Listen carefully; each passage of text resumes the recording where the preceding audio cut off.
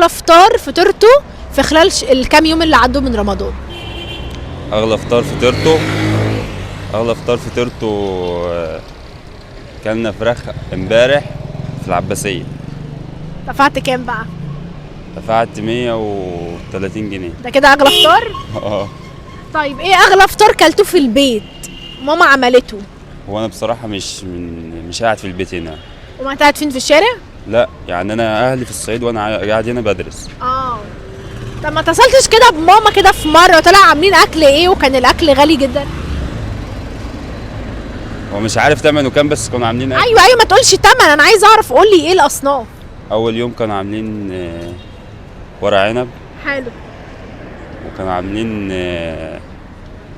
فراخ. كام فرخه؟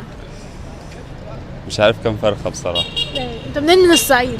انا من ملاوي، مركز ملاوي محافظة